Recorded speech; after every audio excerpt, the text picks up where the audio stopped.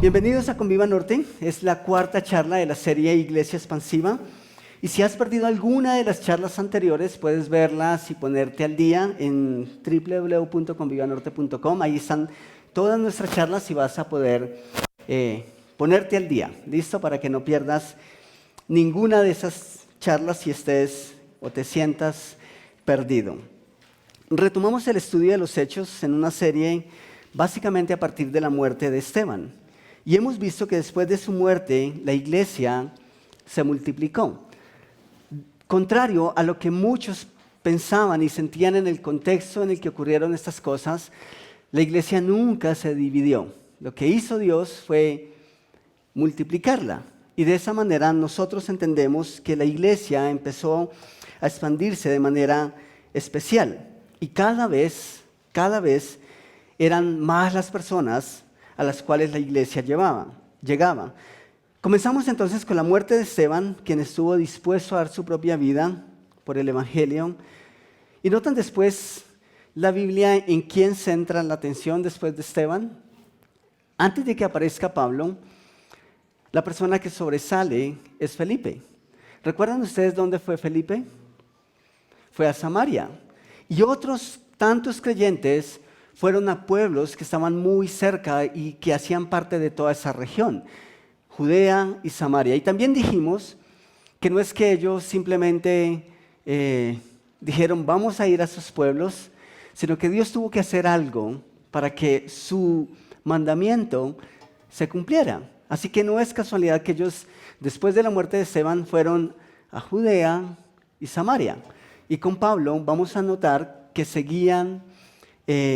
que la iglesia seguía yendo mucho más allá de donde antes había tenido una presencia.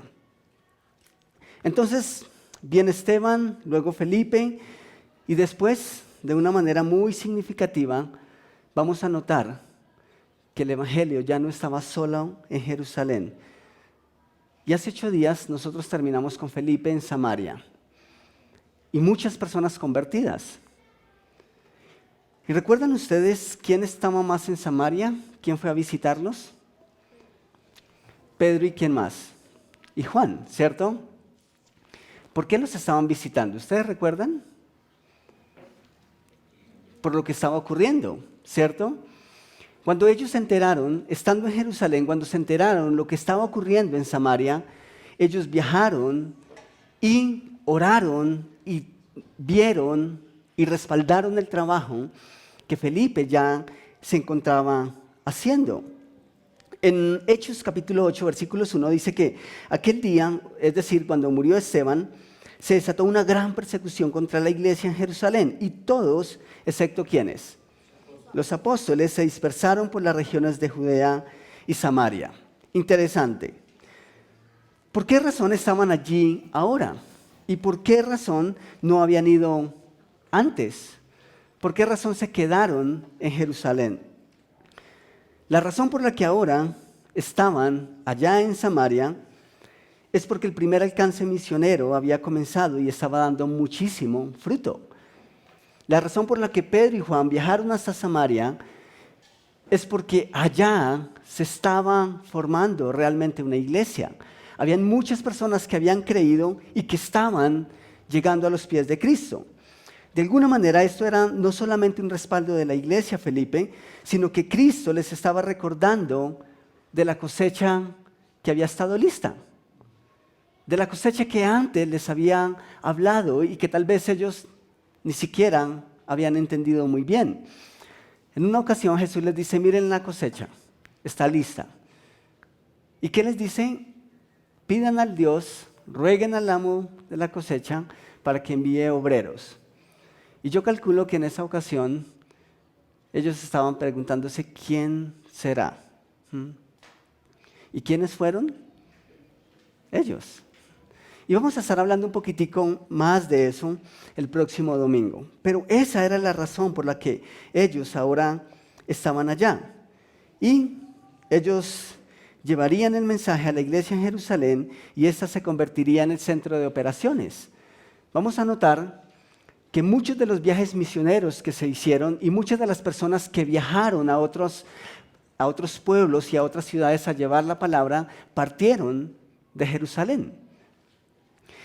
¿Y cuál era la razón por la que no habían ido antes? Es decir, Pedro y Juan. ¿Por qué no salieron cuando salieron las demás personas, sino que se quedaron en Jerusalén? Realmente, el hecho de que Dios hubiese dado el mandamiento de que tenían que llevar su palabra en Jerusalén, en Judea y en Samaria, no significa que ya hubiesen terminado la tarea en Jerusalén. ¿Sí me hago entender? O sea, habían muchas personas que en Jerusalén aún no habían conocido el Evangelio. Entonces, ¿por qué tenían que salir todos? O sea, la iglesia en Jerusalén necesitaba seguir en actividad. De hecho, esta es una de las formas en que nosotros podemos ver la Gran Comisión. La Gran Comisión nos dice que primero en Jerusalén, luego en Judea, Samaria y hasta los confines de la tierra. Y yo sospecho que los discípulos habían pensado en tiempos. Primero aquí, luego en. Pero la otra forma de que podemos ver eso es que eso podía ocurrir de una manera simultánea. Es decir, al momento en que la iglesia en Jerusalén estaba funcionando, otras personas podían estar haciendo lo mismo en Judea, Samaria y en otras regiones. Entonces, por esa razón es que los discípulos no salieron junto con las otras personas que salieron, sino que se cuidaron, entre otras, para cuidar la iglesia. Se dice en el texto que todos salieron excepto los apóstoles, pero hubo un grupo de personas que quedaron. Tal vez personas que no eran notoriamente conocidas en la iglesia. Así que los discípulos se quedaron ahí para pastorear, para cuidar y para seguir sembrando la semilla en Jerusalén. Noten lo que ocurre en el versículo 25 de Hechos 8. Dice, después de testificar y proclamar la palabra del Señor en Samaria, Pedro y Juan se pusieron en camino de vuelta a Jerusalén. Ahora, ¿por qué no habían ido antes? ¿Será que no sentían pasión por otras ciudades, por otras almas fuera de Jerusalén? No. Yo creo que también aquí es importante recalcar los diferentes ministerios y el llamado especial que Dios ha dado a cada persona. Pero lo que sí es claro es que cuando ellos se subieron en Samaria y luego volvieron a Jerusalén, ¿qué hicieron? Primero no se quedaron en Samaria, sino que volvieron a Jerusalén. ¿Y qué hicieron? La parte que sigue dice, y de paso predicaron el Evangelio en muchas poblaciones de los samaritanos. ¿Saben eso que me recuerda? Que si bien Dios nos ha dado un llamado específico, la tarea por encima de todo es testificar y proclamar el Evangelio. Si bien ellos estaban en Jerusalén y regresaron a Jerusalén para seguir pastoreando y formando la iglesia que ya estaba establecida ahí, ¿ellos callaron? No, en ningún momento dijeron, hicimos el trabajo aquí, ahora nos vamos para la iglesia porque necesitamos liderar el otro grupo. No, testificaron y predicaron por donde quiera que iban. De eso hablamos hace 8 días.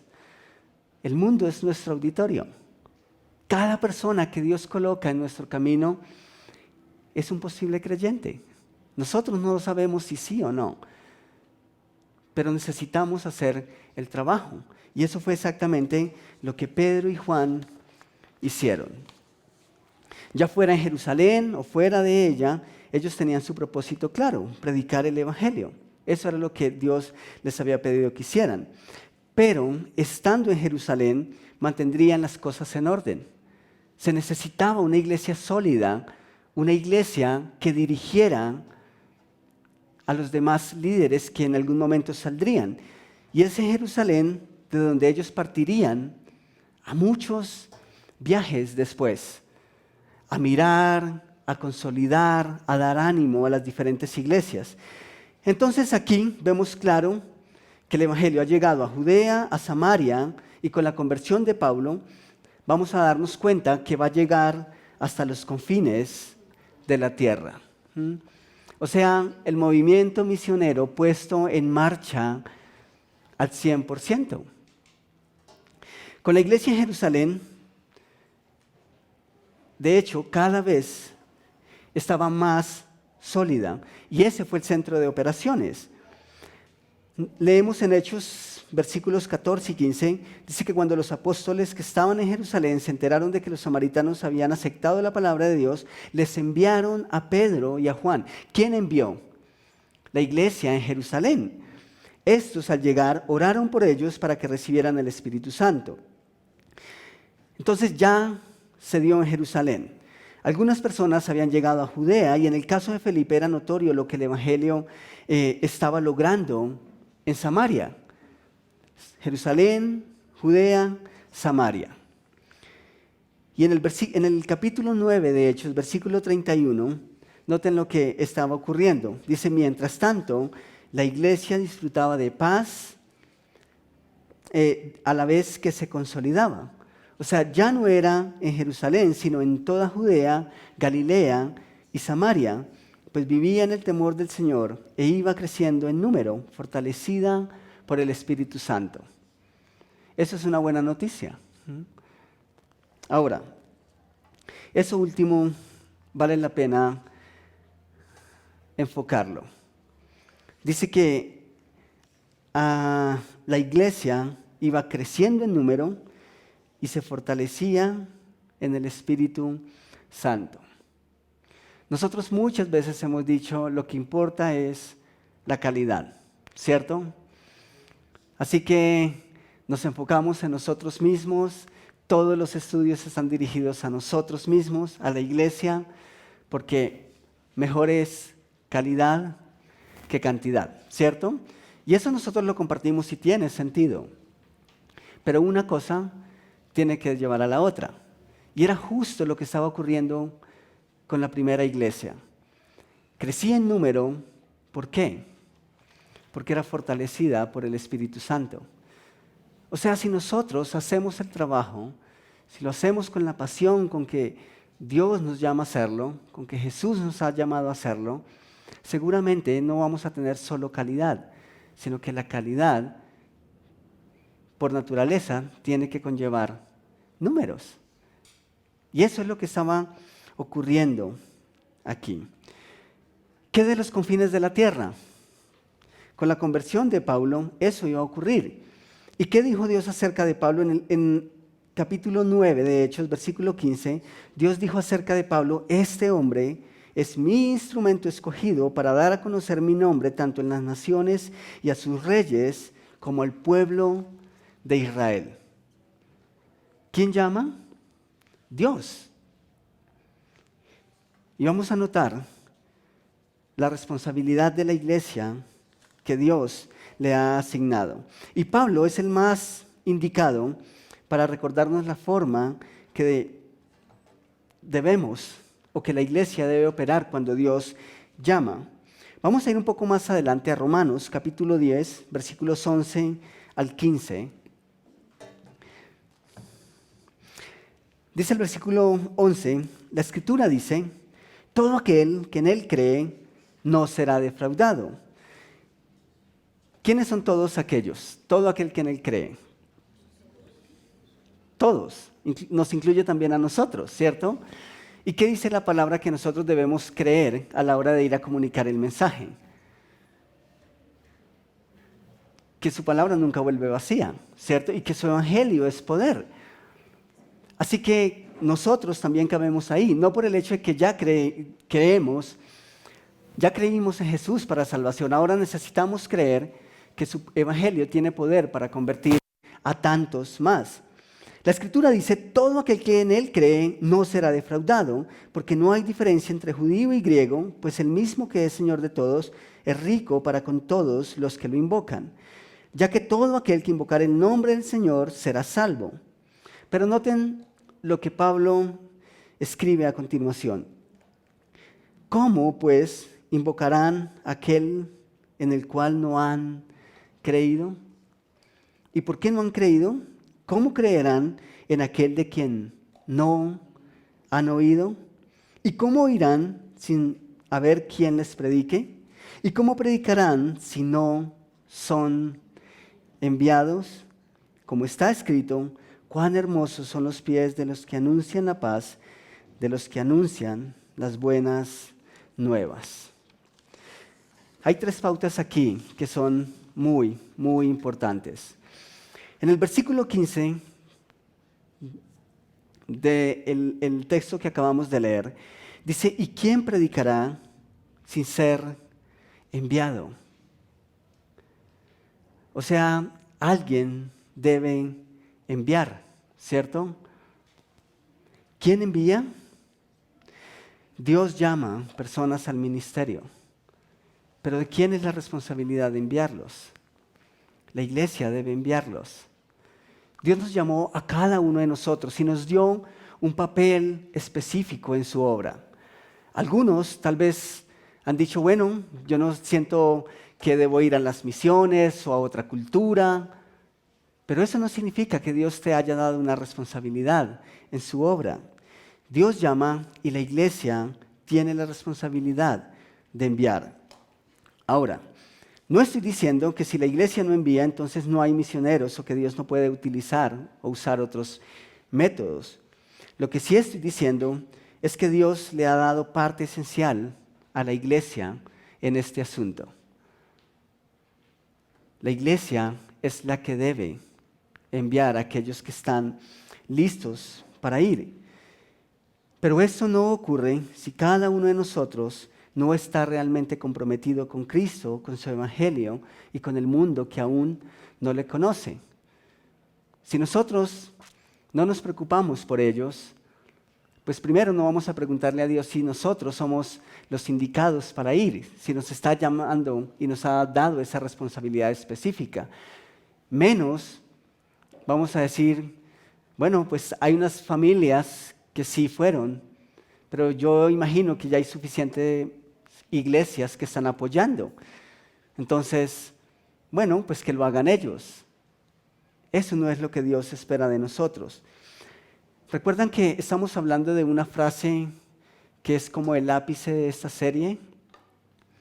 Y es que una iglesia comprometida es una iglesia bendecida. Es una iglesia que Dios bendice. Y parte de nuestra bendición como iglesia es poder respaldar de una u otra forma a aquellas personas que han sido llamadas al ministerio. Esa es parte esencial de la bendición que Dios nos puede dar como iglesia. Podemos estar haciendo el trabajo aquí, pero parte de nuestro compromiso es ir más allá. ¿Y cómo llegamos más allá si no estamos formando personas, si no estamos formando esos misioneros? Y podemos formarlos, pero ¿cómo hacemos si no tomamos un compromiso económico para poder respaldarlos? O sea, la iglesia tiene parte principal en las misiones. Dios puede hacerlo, pero nos ha dado el privilegio de trabajar con Él. ¿Qué vamos a hacer? ¿A quiénes vamos a enviar? Si la responsabilidad es de la iglesia, ¿cómo lo vamos a hacer? ¿Qué si alguien dice, estoy listo para ir? En el versículo 15 también se nos dice, ¿y quién predicará sin ser enviado? O sea, si alguien envía, pues alguien es enviado, ¿cierto? ¿Y quién es ese alguien? Esa es la pregunta que tenemos. Yo no sé si usted ya tiene claro cuál es su llamado específico de Dios. Parte de lo que hemos estado trabajando en grupos de conexión ha sido eso, ha sido preguntar, Dios, yo sé que tú me has llamado, que mi responsabilidad es comunicar el evangelio, pero ¿hay algo más para mí? ¿Tú quieres que vaya? ¿Hay un pueblo especial en el que estás pensando? Esa es parte de nuestro trabajo y debemos preguntarnos. Así como la frase célebre, ¿seré yo maestro? Necesitamos hacerlo y necesitamos hacernos ese tipo de preguntas. Hay diferentes trabajos en la misión, así que no todos hacemos lo mismo. ¿Qué hacían los apóstoles? Formaban, enviaban, enseñaban, protegían la iglesia. ¿Qué hizo Felipe? Salió y fue a otro lugar. Y de hecho, tenemos muchas personas de las cuales la Biblia o la Escritura no nos da sus nombres propios, pero sí sabemos que fueron muchos más los que fueron a diferentes lugares. O sea, no todos hicieron el mismo trabajo, pero el propósito era el mismo, que el mundo conozca el Evangelio. Ahora, nosotros podemos decir, bueno, pues es que no hemos sentido un llamado especial. Vengo a la iglesia cada domingo, escucho la palabra, canto, pero la verdad nadie sabe de mi boca que soy un creyente. Tampoco lo saben por mis actos. Eso estaría mal.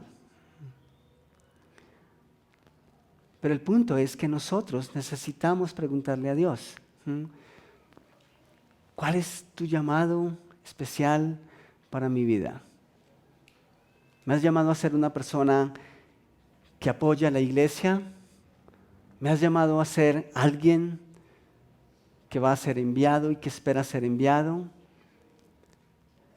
¿Me has puesto en una iglesia para apoyar de tantas formas a aquellos que sí están dispuestos a ir o aquellos a los cuales Dios sí ha llamado y ha dado una dirección a un lugar específico en el mundo? ¿Recuerdan ustedes lo que hicieron Pedro y Juan cuando volvieron de Samaria a Jerusalén? Predicaron el Evangelio por el camino. A cada persona que se encontraron, enseñaron y mostraron las buenas noticias acerca de Jesús.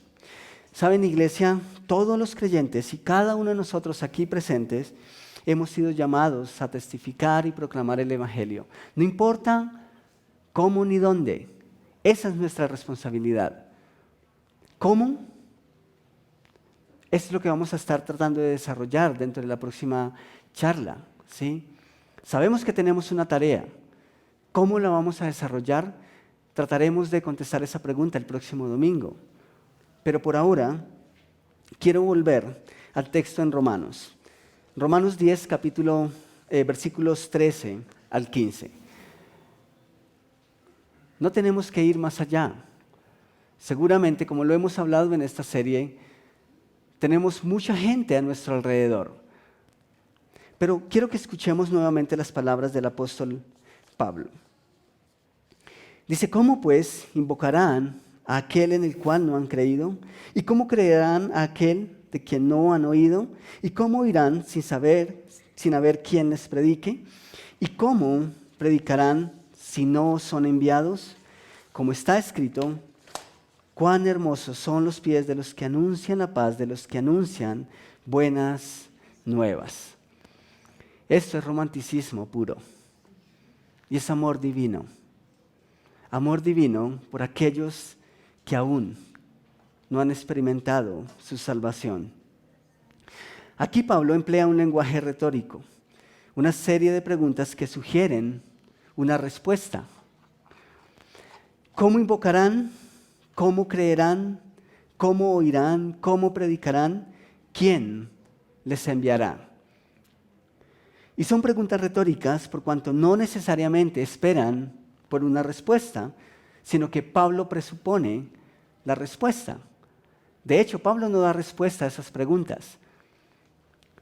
Pero noten la forma en cómo termina esa seguidilla de preguntas. Como está escrito, cuán hermosos son los pies de los que anuncian la paz, de los que anuncian buenas nuevas. ¿Tú te has fijado en tus pies?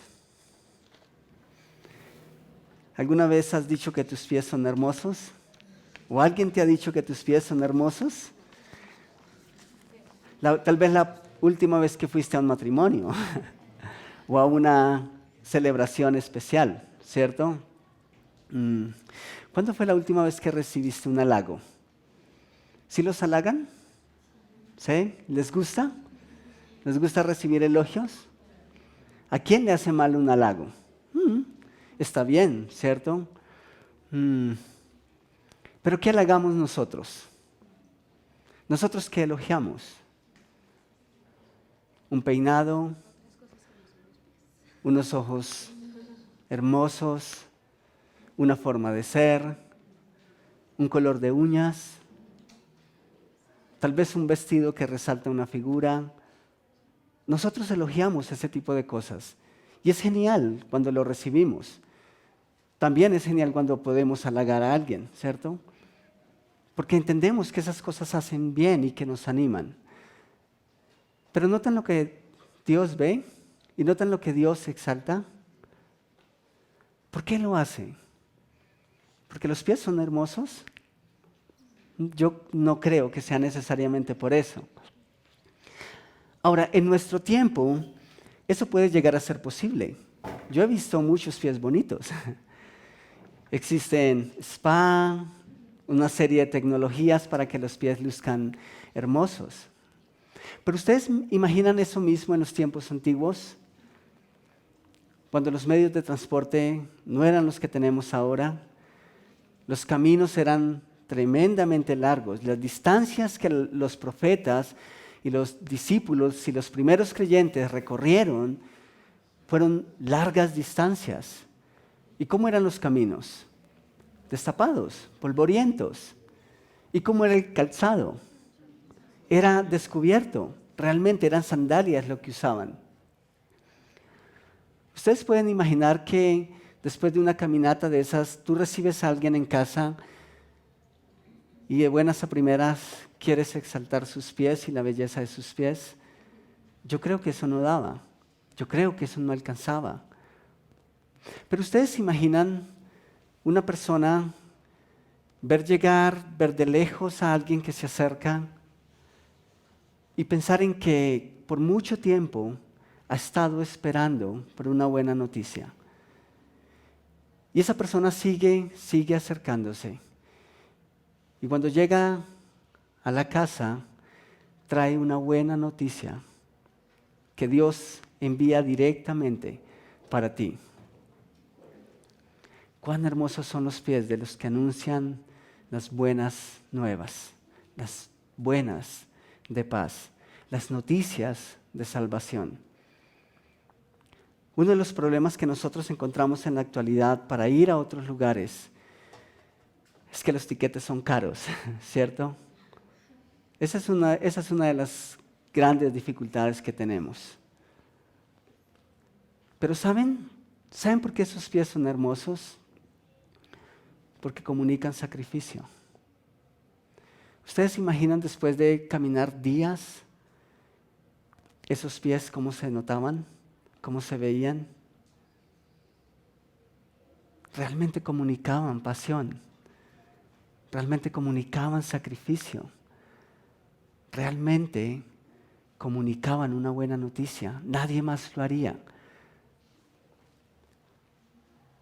Usted y yo estaríamos dispuestos a que Dios halagara nuestros pies. ¿Nos gustaría? ¿Qué tal si la próxima vez no nos halagan las cosas que siempre nos halagan? ¿Qué tal escuchar de Dios? Tienes unos pies hermosos, no por la forma en cómo se ven, sino por lo que has caminado, el lugar o los lugares a donde esos pies te han llevado para llevar la buena noticia. ¿Saben? En las preguntas de Pablo posiblemente cabemos usted y yo, y cada uno de nosotros aquí esta mañana. Muy seguramente muchos de nosotros hemos recibido un llamado especial. Hemos recibido unos talentos para servir a la iglesia de manera especial. Y tal vez ya lo estamos haciendo. Eso es genial. Eso es muy bueno. Tal vez muchos de nosotros nos estamos preguntando, no, quién nos enviará, sino quién me enviará. Tal vez algunos de nosotros nos estamos preguntando, ¿y cómo hacemos para enviarlos? O tal vez muchos de nosotros nos estamos preguntando esta mañana, ¿será que yo también puedo hacer parte de esa tarea? ¿Puedo ser parte de esa misión? Lo primero que nosotros necesitamos responder es, ¿cómo está mi situación? ¿Cuál es mi realidad delante de Dios? La misión de Dios es que nosotros podamos conocer a su Hijo como Salvador personal. Y es a partir de esa realidad que nosotros podemos dar los siguientes pasos. Así que no importa si Dios te ha llamado a ser un misionero o no. Lo que importa es si tú ya haces parte de la misión de Dios. Es decir, tú ya conoces a Jesús como Salvador personal. Lo otro viene después. Cada uno de nosotros ha comenzado por responder esa pregunta. La misión general de Dios es que todos procedan al arrepentimiento. Y cada persona que se arrepiente, que acepta a Cristo como Salvador personal, Dios dice que ahora le asigna una misión especial dentro de su gran plan. Pero mi pregunta para ti es, ¿tú ya conoces a Jesús como Salvador personal? Quiero invitarte a que me acompañes en un momento de oración. Si quieres inclinar tu rostro, quieres cerrar tus ojos, está bien. Porque después de todo este es un tiempo entre tú y Dios y nadie más.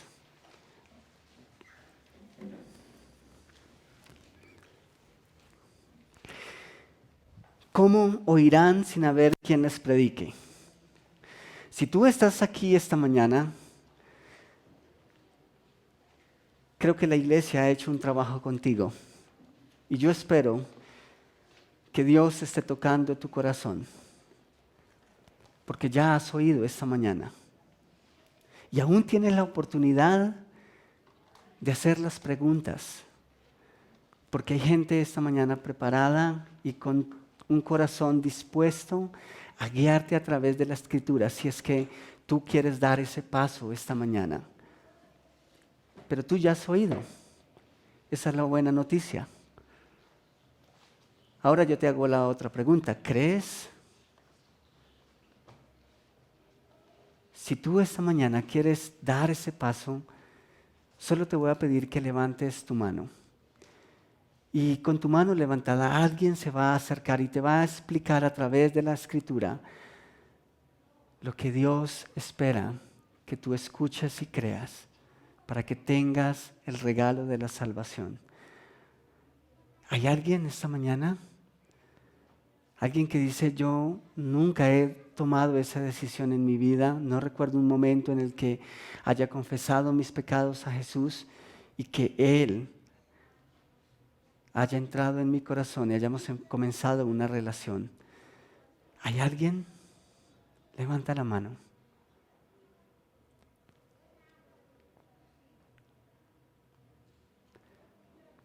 Yo espero que todos, cada uno de nosotros esta mañana en este lugar, conozca que conocemos a Cristo como nuestro Salvador personal. Y si no es así, aún puedes hacerlo. Tal vez después de que terminamos este servicio, tú vas a poder buscar a la persona que te invitó, tal vez a alguno de nosotros. Y si tienes preguntas, yo te invito para que no vuelvas a casa sin antes haberlas resuelto. Y ahora quiero que nosotros, que ya conocemos, tomemos un momento. Ya conocemos, hemos oído, hemos creído. Ahora necesitamos preguntarle a Dios, ¿soy una persona, un hijo tuyo, que he sido llamado a una misión específica, a algo especial más allá de mi entorno? ¿Cómo oirán de aquel de quien, o cómo creerán de aquel en el cual no han creído? ¿Cómo oirán sin haber quien les predique? Pero ¿quién les predicará sin ser enviado? ¿Cuál es nuestro papel en esa gran misión? Nuestra responsabilidad es preguntarle a Dios. Necesitamos hacerlo. Seguramente Dios nos va a revelar su plan. Y tal vez no lo va a dar de una manera completa. Tal vez nos va a llamar a dar un paso a la vez. Así como cantábamos al principio, tu voz me llama a las aguas, donde mis pies pueden fallar y donde puedo encontrarme con una serie de temores que me van a limitar o me pueden llevar a confiar más y más, no en mis fuerzas, sino en las de aquel que me llama. Así que Dios está dispuesto a escuchar nuestras preguntas, pero ¿queremos hacerlas?